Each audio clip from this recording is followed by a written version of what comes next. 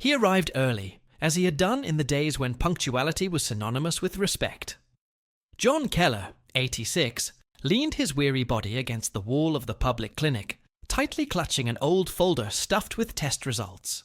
His faded military cap still rested on his head as a vivid reminder of everything he had endured. It was 6:42 in the morning, and the line was already snaking down the sidewalk. Inside, the air was heavy, the conversations loud, and the looks impatient. No one noticed the veteran who entered slowly, almost silently. When he tried to sit down, a woman ignored him and took his place. He just smiled, saying nothing. 30 minutes. Then an hour. Then 2. Nothing. People walked past him as if he weren't there. When he finally asked a question at the reception desk, he received a cold answer and a hurried look. But what no one saw was what that coat pocket was hiding, and the truth that was yet to be revealed. John walked back to the corner of the waiting room, clutching the number like a ticket to some faraway place that would never arrive. The weight in his legs grew heavier. Every minute felt like another cruel reminder that to many there, he was just another old man in line.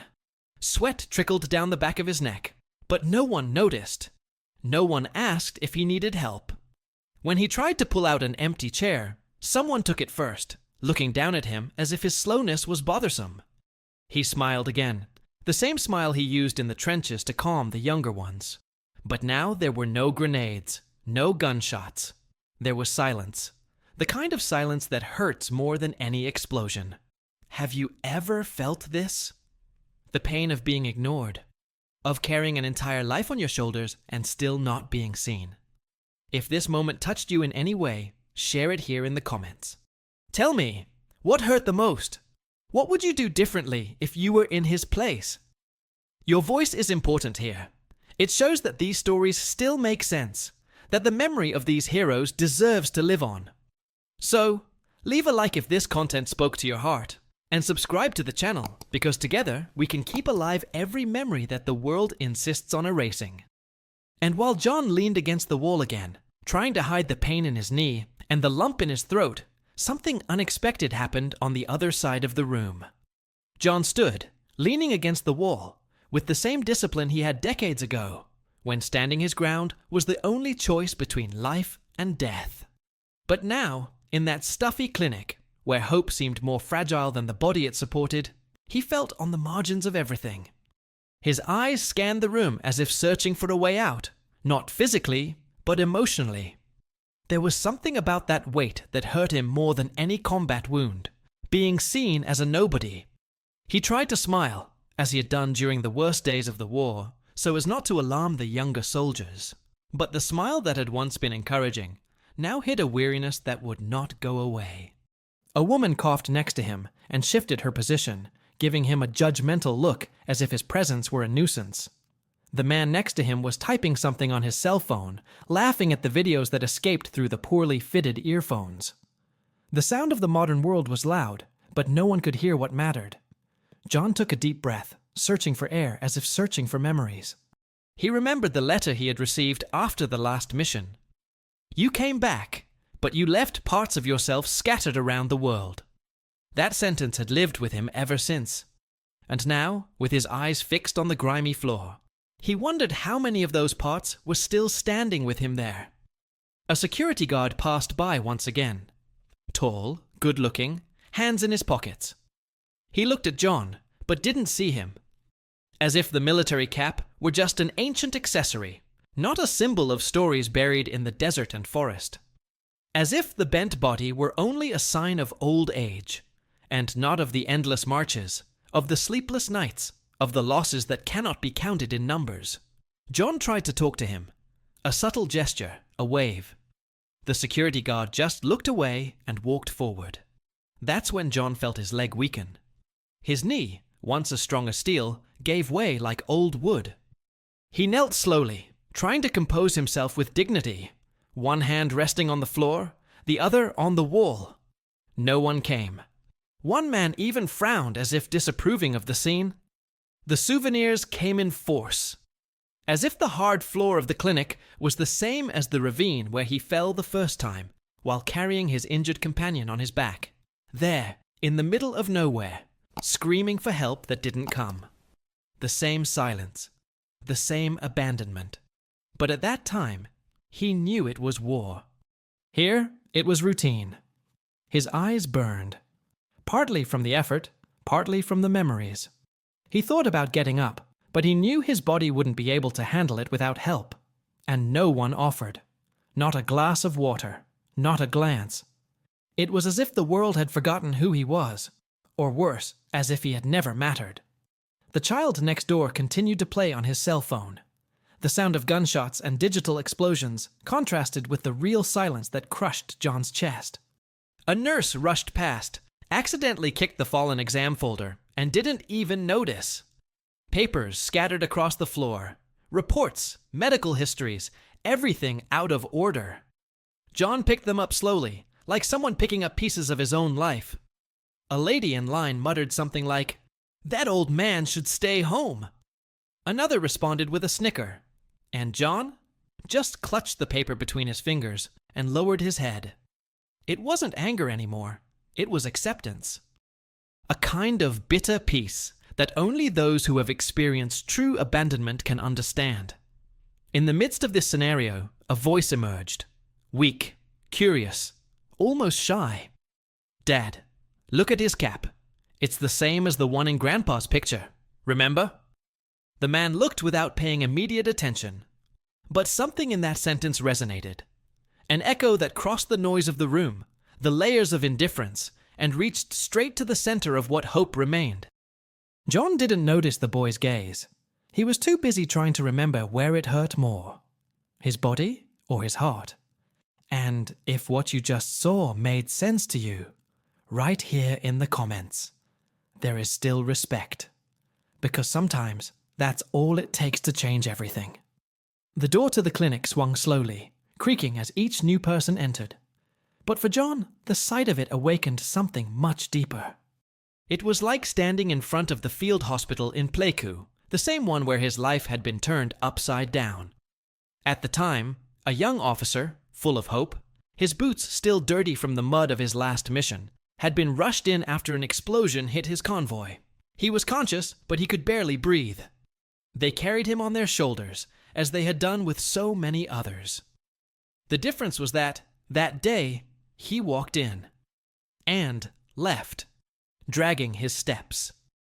The doctor handed him a form, read the exams in a low voice, and said coldly, "There is no forecast for when you will return to work. You will need to learn to walk calmly again." It was dry, fast, almost like a dispatch. He wanted to scream, to ask if there was another way out. But he remained silent. The same silence that accompanied him until today. That diagnosis didn't just hurt the body. It hurt the soul of someone who had built their identity on serving, protecting, and resisting. That's where he left the race. It was there that he began to walk slowly, and no one ever understood how much that hurt. Back in the clinic room, John clutched the folder to his chest. His trembling hands betrayed the tension he disguised politely. Every glance that passed over him without stopping was like a cruel reminder that the modern world has no time for those who walk slowly. The nurse called number 17. Then 18. He was number 13. But nobody called him. A system error? Perhaps. Or maybe he was just another old man that everyone preferred to ignore. The noise of the television in the waiting room contrasted with John's mind, which revisited muffled voices, helicopters in the distance, soldiers' groans and urgent orders. Sometimes he still dreamed about it. He woke up drenched in sweat, wondering about those who were left behind. The war wasn't over for him. It just changed the scenery. A boy ran through the room and bumped into his leg. John winced in pain. The boy didn't even understand. Dad laughed, apologized carelessly, and fiddled with his phone again. John just shook his head and said it was okay. It always was. This was the automatic response of someone who was already used to the pain, a pain that mixes between body and soul. And no one bothers to ask where it hurts anymore. Outside, the sky was beginning to change color. It was almost noon, and he was still there, without even being called. His feet were burning.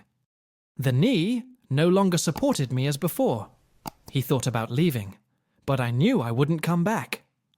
The doctor was one of the few who still accepted former army patients on a basic plan. It was now or never.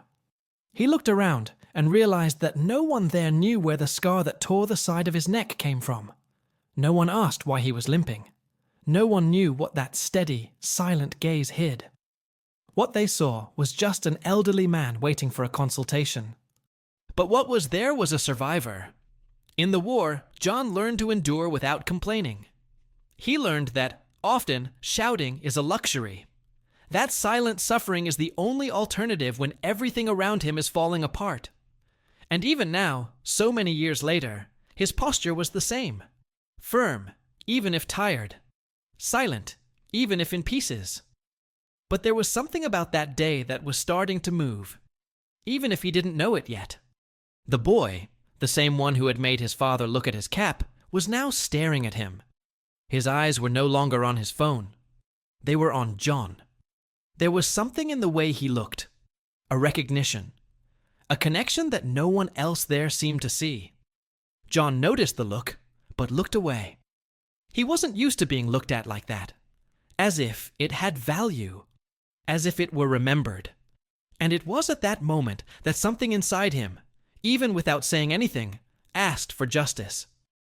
Not noisy revenge, but the silent justice of someone who just wants to be seen for who they really are. He straightened up, even though his leg was shaking. He put his cap back in place, the same cap that had accompanied him for over 50 years. Worn but intact. Full of marks, sweat, dust, and memories. A cap that guarded not only a military unit, but the symbol of a lifetime dedicated to what many today forget. Honor. Write in the comments. Being seen matters. Because sometimes one sentence can change the way someone is remembered, and John was about to find out in a way he never expected. John's back slid down the cold wall until the floor touched his knees like a cruel reminder. Even the strongest of men bend when the world chooses to ignore them. He didn't fall out of weakness, but because the weight of indifference was harder than any military march. His legs shook uncontrollably, and the folder of tests slipped from his hands, scattering papers across the room. A torn report, a prescription pad covered in dust. He tried to gather everything calmly, silently, as if asking for help were an embarrassment. A woman nearby frowned, adjusted her bag, and stepped back, as if his touch was contagious. A young man stood up to film with his cell phone, but changed his mind when he realized it wouldn't get any likes. The security guard, firmly posing as someone who believes that order is synonymous with authority, simply said in a dry voice, "Sir, the floor is not a place to sit. You need to stand up." John, without the energy to argue, just nodded and tried to stand. His hands sought support where there was none. No one moved, no one offered anything. In that moment, it was no longer a waiting room. It was a minefield of cold stares and heavy silences. Inside, something was starting to break. It was more than exhaustion. It was a crack in what faith he still had in humanity. He had always believed that values like respect, empathy, and gratitude had no expiration date. But here, everything seemed disposable, including him. His left knee gave out again. He leaned against the corner of the counter, breathing deeply, like he used to do when he used to climb hills carrying ammunition under fire. But back then, at least his comrades would shout his name. Today, even his name didn't matter. He looked down and saw, among the fallen papers, a crumpled photo. Him and the 4 of his platoon, laughing around a makeshift campfire. It was Christmas, 1969. He held it close as if he were protecting a piece of his soul. Someone had accidentally kicked the photo, and it slid under a chair. John bent down slowly to pick it up, with the care of someone touching a living memory. With each gesture, the body ached as if it were protesting. But it wasn't the body that screamed the loudest. It was the heart. That room, full of people in a hurry, acted like a distorted mirror. A reflection of what society had become. Fast, practical, inattentive. He didn't see himself there anymore. He tried to adjust his cap. His trembling fingers lingered. Almost as if by ritual, he turned it around and looked again at the embroidered inscription. 123rd Airborne Brigade, Vietnam. 3 words that had defined his existence. And now, no one even bothered to ask what they meant. But what no one there knew is that that name, embroidered with thick thread and living memory, had power. A power that would soon echo unexpectedly in that indifferent room. Meanwhile, the boy continued to look, silently, attentive, as if he saw something that the adults had already forgotten how to see. And John, still struggling with the papers on the floor, remembered a letter he had received after the war. It was from a classmate who had not returned. His sister had sent it with a note. "If my brother cannot tell his story, I hope you will tell yours." He had never forgotten that sentence. And now, standing there in that room, with all eyes averted, he wondered, does my story still matter? Once again, the weight came. And it wasn't physical. That was the straw that broke the camel's back. The mixture of physical pain, public humiliation, and vivid memories began to coalesce within him. A kind of sadness that you don't cry, you swallow. That cannot be explained. It can only be felt. He stood up. Not because I wanted to, but because he learned to do it when no one else was holding the bar for him. The air escaped through his nostrils like someone holding back a scream in the middle of a crowd. And it was at that moment that the boy finally nudged his father and said, "Dad, take a good look. His cap is the same as Grandpa's." The man stared, not paying much attention at first. But there was something in that child's voice. Something pure, disarming. He turned his face and stared at John. His eyes went straight to the inscription on the cap. And there, something changed. His expression hardened, then softened. His pupils dilated, as if he had just recognized something sacred. Something that time could not erase.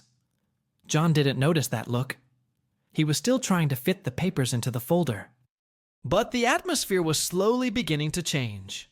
The hidden truth of that cap, that scar, that silent presence, was beginning to come to light.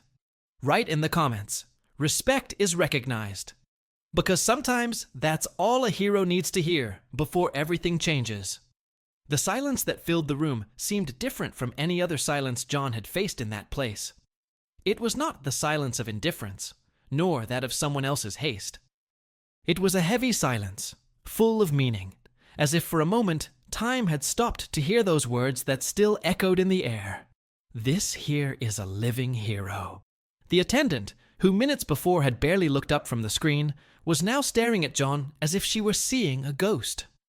The security guard took 2 steps back, as if that revelation had broken some invisible barrier between authority and respect.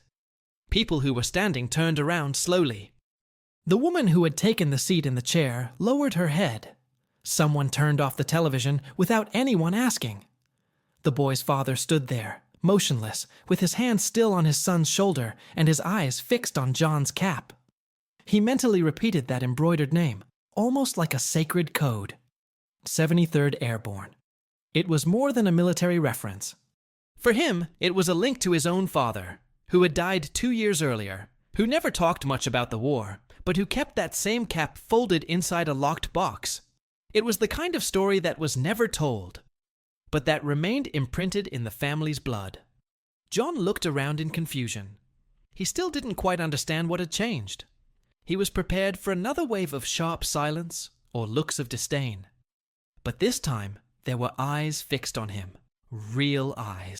Eyes that saw beyond the fragile shell, the shuffling gait, the age. He was no longer invisible. The attendant swallowed hard, stood up with a start, and walked to the counter. "Mr. Keller, the doctor can see you now. Please come with me." John hesitated. He looked around as if asking permission without using words. An older woman nodded. A man stepped aside, making way. The boy smiled. With effort, John stood up. His knees complained, but he was used to pain. What he wasn't used to was being watched by respectful eyes. The security guard came toward him. For a moment, John thought he was going to say something about his previous posture. But without a word, the man removed a chair that was leaning against the corner and brought it over to him. "Please, sit down.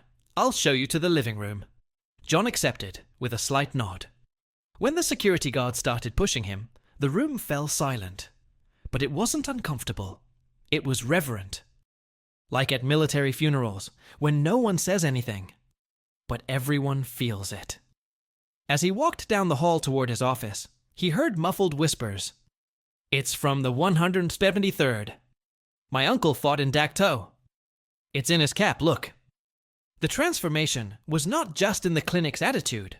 It was in the atmosphere, in the mood. As if the walls had suddenly remembered that not every patient is the same. That there are stories that move slowly, not by choice, but by battle. As he sat down across from the doctor, John took off his cap and carefully placed it on his lap. The doctor, a young man, looked up from his chart. "Mr. Keller, it is an honor." John just smiled. For the first time that day, there was no pain in his smile. But the strongest part of that morning was yet to come. Because what was about to happen did not involve nurses, nor protocols, nor medical records. It involved something much bigger, the purity of a child, and the impact that a simple gesture can have when it comes from the heart. Write in the comments, "I see beyond appearances," because those who truly see make history. The hallway was narrow, but it felt wider than anything John had walked through that morning.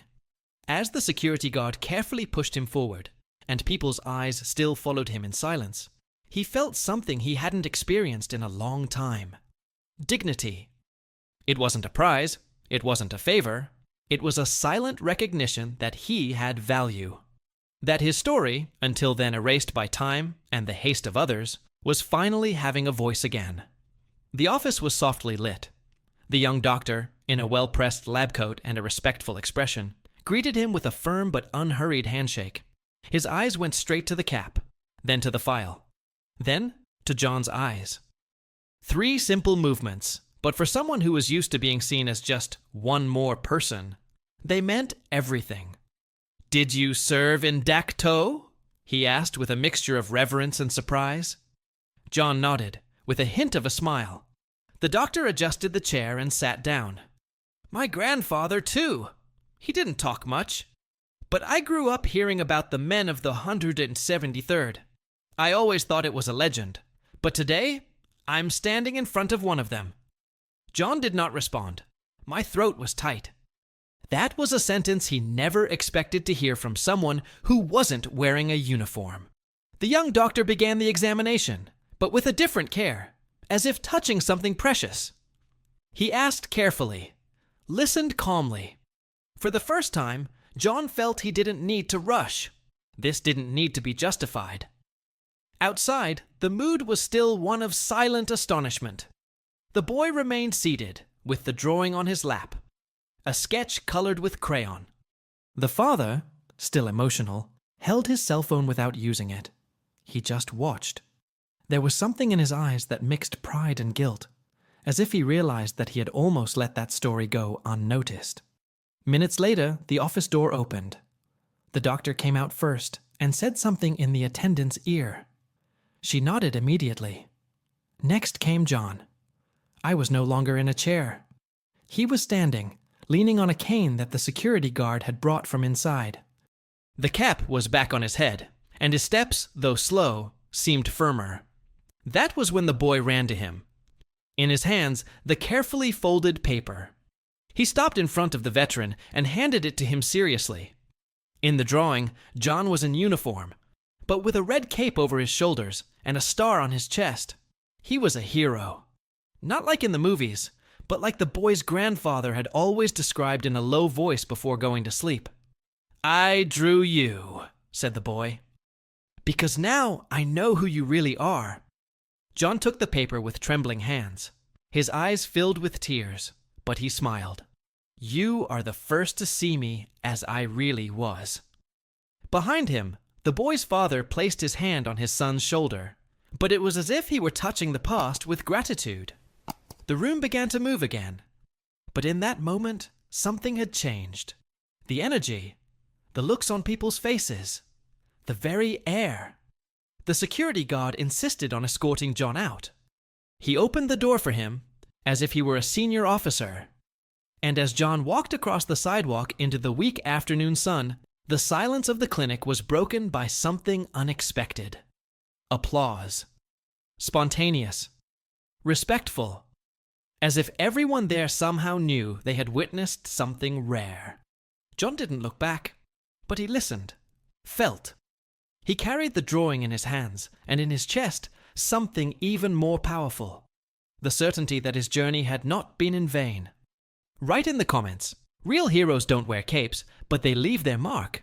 Because sometimes all it takes is a careful look to transform the destiny of someone forgotten.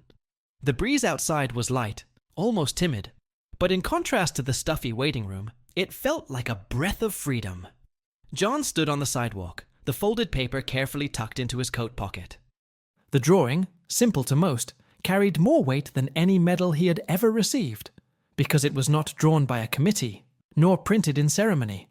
It was made by someone who saw beyond. The boy, standing next to his father, watched John with the same intensity as someone watching a living historical figure. And in a way, that was exactly what happened. Here was a war veteran who, after hours of being ignored, was finally recognized by the pure gaze of a child. Not by his documents, nor by his medical records, but by his essence. John could still feel his body complaining, his knees battered by time and endless marches, his shoulders burdened with memories that few could bear. But at that moment, the pain seemed less, as if part of it had remained in that chair in the clinic. As if the respect returned by such simple gestures had cured something that medicine never reached. The boy's father approached once more. This time, his posture was different. Unhurried, unembarrassed, with respect. He extended his hand. "Mr. Keller, I have no words. You are proof of everything my father said, and I didn't understand at the time. Thank you for still being here. Thank you for not giving up." John held his hand tightly. His eyes didn't just say, "You're welcome." They said, "I have waited so long for this moment." There, amidst the distant noise of cars and the coming and going of people who had no idea what had just happened, something rare was taking place. A moment of reflection. The kind of reflection that does not come from the system, nor from institutions.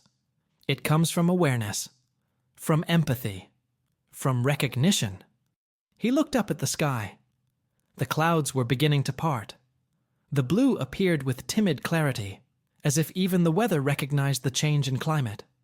Everything was lighter. Even the weight of his coat seemed to have diminished. The shoulder seam, which had been bothering him for days, was no longer tight. His cap, now firmly fitted, seemed to carry with greater honor the embroidered name that, for so many hours, no one had noticed. Suddenly, someone walking along the sidewalk stopped. A younger man, perhaps in his 50s, wearing formal clothes, noticed the scene. He looked at John carefully. His gaze traveled from his cap to his face. And then he stopped. "Are you from the 173rd? John nodded.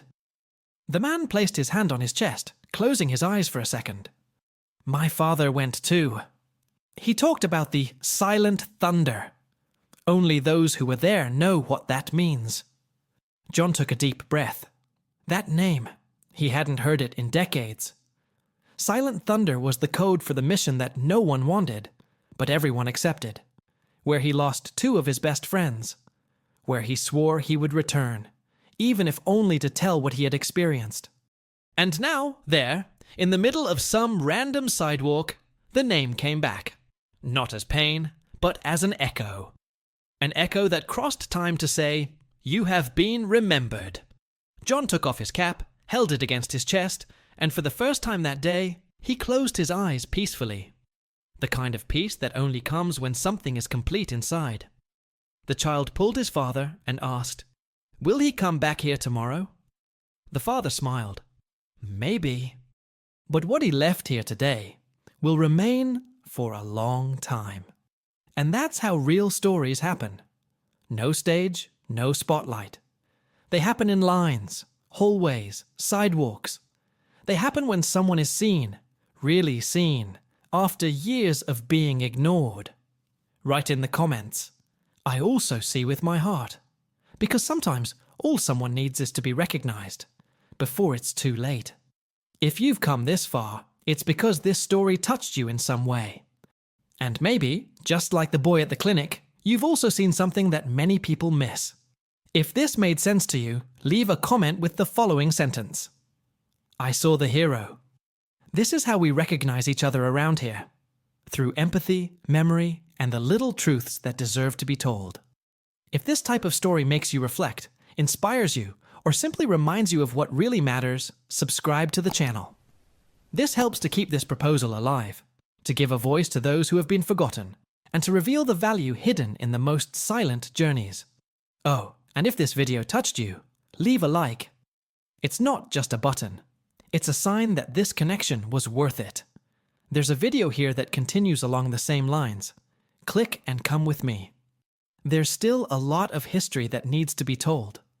And maybe you'll be the next person to see what no one else has seen.